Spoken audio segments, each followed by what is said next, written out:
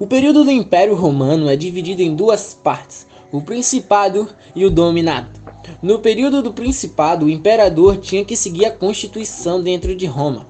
Na parte do Dominato, que durou de 284 d.C. a 564 d.C., não teve isso. O imperador era soberano total. Ele não seguia nenhuma orientação do Senado. Os principais nomes e os mais fortes do Império Romano são deste período do Dominato. Porém, com esse período também veio o declínio do Império Romano do Ocidente, devido à corrupção que já existia e aumentava, e às tramas políticas entre imperadores que estavam ficando mais explícitas, invasões de povos hamônicos e etc. Se aproveitando de um período do século III d.C., em que Roma está sofrendo as famosas invasões germânicas, os bagaudas de regiões menos romanizadas entram nessa para fugir de suas obrigações como cidadãos romanos. Existiam rumores em Roma de golpes de estado, de tramas políticas e às vezes tinham generais das legiões romanas que cresciam e se tornavam populares por combater grandes revoltas. E a guarda pretoriana começava a enxergar nesses generais grandes nomes para o império. Diocleciano então pensou em se aliar, já que não podia os vencer, criando então a tetrarquia. Tendo 4 imperadores, ele dividiu e tentou aplicar o cargo de imperador a possíveis pessoas que puxariam seu tapete. E o grande primeiro nome foi o Augusto Maximiliano, que se tornou seu aliado e imperador, um grande general que conteve as revoltas dos bagaudas na Gália e na Espanha. Mas sendo a tetrarquia, ainda faltavam 2 nomes. Aí veio Galero e Constâncio. Eles eram casados com as filhas de Diocleciano e Maximiliano, resumindo-se a uma família tipo um clã. Galero e Constâncio não eram Augustos, e sim César, um título menor e que não tinha representatividade nem poder sobre as religiões romanas. A divisão do Império Romano também foi dividida em 4 partes. Diocleciano ficou com a Ásia Menor, que é a região da Turquia, onde tempos depois se tornou a Constantinopla e também o Egito. Constâncio ficou com a região que conhecemos como Gália, que seria ao norte da Itália, sul da França, e também a região que a gente conhece hoje como Inglaterra. Maximiliano fica com a região da Itália, onde de fato se tem a Roma, e ele também fica com a Espanha, Península Ibérica e o norte da África, tirando a parte do Egito. E por fim, Galero fica com a região da Grécia. Mas essa divisão durou bem pouco. As tramas políticas continuaram. Os golpes eram ainda muito evidentes, onde Diocleciano e Maximiano reuniram ao cargo de imperador Augusto. Então os que eram César se tornaram os novos Augustos. Constâncio faleceu e seu filho Constantino queria exercer o cargo de César, por onde seu pai começou, apesar de ter uma atividade militar muito forte. Outros nomes o destacaram, então ele se aliou a Galera para conseguir uma vaga de imperador e lutar nas guerras com outros nomes para o Império Romano. O sucesso dele foi tão grande que ele conseguiu se tornar um Augusto de 306 d.C. a 337 d.C. Em 324 d.C., ele colocou um fim na tetrarquia, porém, no ano de 330 d.C., devido ao aumento das invasões germânicas em Roma, transferiu a capital para o Oriente, fundando a cidade de Constantinopla, atual Istambul, na Turquia, através da reconstrução da antiga cidade grega de Bizâncio. O Império Bizantino ou Reinado Bizantino, inicialmente conhecido como Império Romano do Oriente ou Reinado Romano do Oriente, sucedeu ao Império Romano como o império e reinado dominante do Mar Mediterrâneo. O Império Bizantino surgiu quando o imperador romano Constantino I decidiu construir sobre a antiga cidade grega de Bizâncio uma nova capital para o Império Romano, mais próximas às rotas comerciais que ligavam o Mar Mediterrâneo ao Mar Negro e a Europa à Ásia. A nova capital, batizada de Constantinopla, em homenagem ao imperador, unia a organização urbana de Roma, a arquitetura e artes gregas, com claras influências orientais.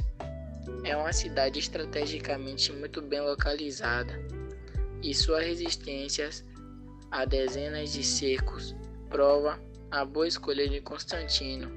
Em pouco tempo, a cidade renovada tornou-se uma das mais movimentadas e cosmopolitas de sua época.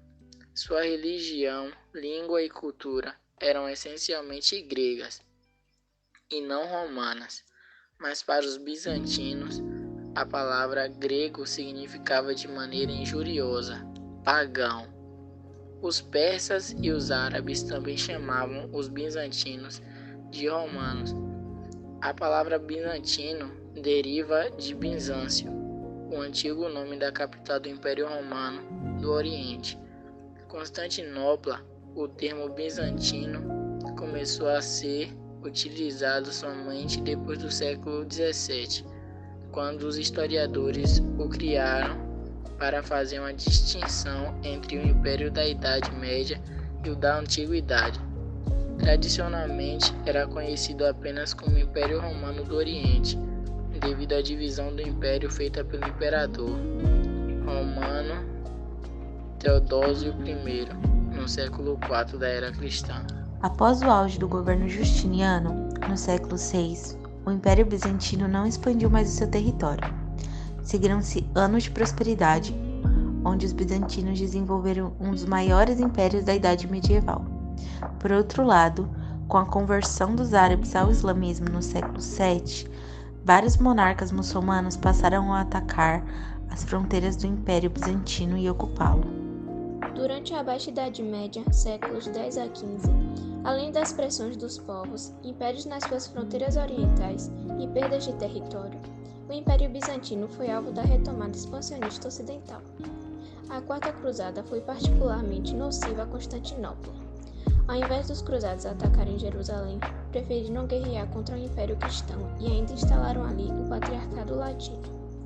Com a expansão dos turcos otomanos no século XIV, tomando os Balcãs e a Ásia Menor, o Império acabou reduzido à cidade de Constantinopla. O predomínio econômico das cidades italianas ampliou o enfraquecimento bizantino, que chegou ao fim em 1453, quando o sultão Maomé II destruiu as muralhas de Constantinopla com poderosos canhões. Os turcos transformaram em sua capital, passando a chamá-la de Istambul, como é conhecida atualmente. O cristianismo estabeleceu-se como instituição nos séculos finais do Império Romano. Enquanto o Império Romano desmanchava-se em crises internas, a Igreja Católica fortaleceu-se e firmou suas bases. A perseguição aos cristãos encerrou-se a partir de 313 com o Edito de Milão, assinado pelo imperador Constantino. A partir de 380, com a assinatura do Edito de Tessalônica pelo imperador Teodósio, o cristianismo transformou-se na religião oficial do império. O estabelecimento da igreja e a formação da doutrina eclesiástica ocorreram mediante aos conflitos causados pelas heresias, isto é, todas as doutrinas religiosas que não estavam de acordo com a ortodoxia vigente. Essas heresias colocavam a existência da igreja em risco e foram duramente combatidas. Como exemplos, podemos citar o gnosticismo, pelagianismo, priscilianismo e o arianismo, uma das heresias que mais possuiu adeptos. O arianismo surgiu por meio da doutrina de Ário, viveu no século IV, e negava o conceito da Trindade. Para Ário, o Pai e Cristo não partilhavam da mesma substância. Assim, Cristo não era Deus. Ele considerava Cristo uma criação do Pai, e apesar de divino, era inferior ao Pai. O arianismo conquistou inúmeros adeptos pelo mundo cristão, chegando a ser defendido por imperadores, como foi o caso de Constâncio II. A Igreja Católica firmou-se entre os povos germânicos, a partir da conversão de Clovis, rei dos francos, no século VI. Esse primeiro momento de estabelecimento da Igreja deveu-se muito a algumas personalidades, como Santo Agostinho, Santo Atanásio, Santo Jerônimo, Gregório Magno e etc. Todos contribuíram para a construção da doutrina eclesiástica e o fortalecimento da Igreja a partir do combate às heresias. Afastamento de Bizâncio e o surgimento do Islã. Após a evangelização dos povos germânicos, o cristianismo enfrentou nova ameaça à sua hegemonia com o surgimento do islamismo e sua expansão fulminante a partir do conceito de Guerra Santa a Jidá. Assim, o islamismo expande-se por todo o norte da África e, a partir de 711, conquistou quase toda a Península Ibérica. A expansão muçulmana na Europa só foi interrompida em 732, na Guerra de Poitiers, que impediu a entrada dos muçulmanos no Reino dos Francos. Além do islamismo, a igreja enfrentou também o afastamento entre cristianismo sediado em Roma e o cristianismo sediado em Constantinopla. As diferenças teológicas entre a Igreja Latina e a Igreja Bizantina resultaram no Grande Cisma do Oriente, em 1054. O Grande Cisma foi a separação definitiva da Igreja sediada em Roma da Igreja sediada em Constantinopla. Assim, surgiu a Igreja Católica Apostólica Ortodoxa. Cruzadas. A partir de 1095, após convocação do Papa Urbano II, a Igreja Católica iniciou um movimento militar chamado de Cruzadas. Segundo Le Goff, o nome Cruzadas só surgiu no século XV, para conquistar Jerusalém, o Santo Sepulcro e qualquer outro local na Palestina considerado sagrado do controle muçulmano. Além disso, a Igreja viu nas cruzadas e no estabelecimento de um inimigo em comum a todos uma maneira de canalizar a crescente violência manifestada pela nobreza europeia. Para justificar as cruzadas, foi desenvolvido o conceito de guerra justa, que afirmava que a guerra era aceitável se fosse realizada contra o pagão, nesse caso, o muçulmano. Ao todo, foram realizadas 8 cruzadas ao longo de mais de 100 anos. A primeira cruzada ficou marcada pela violência da conquista da cidade de Jerusalém em 1099. Foi estabelecido a partir daí um breve reino cristão na Palestina. A cidade de Jerusalém foi reconquistada pelos muçulmanos em 1187. A quarta cruzada marcou o saque de Constantinopla pelos cristãos em 1204. As últimas cruzadas foram lideradas por São Luís e resultaram em grande fracasso. Os últimos domínios cristãos, na Palestina, Acre e Tiro, foram reconquistados pelos muçulmanos em 1291. As cruzadas contribuíram para aumentar o afastamento entre cristãos e muçulmanos. Inquisição. A partir do século XII, as heresias ganharam nova força em meios cristãos e a Igreja passou a combatê-las de maneira dura.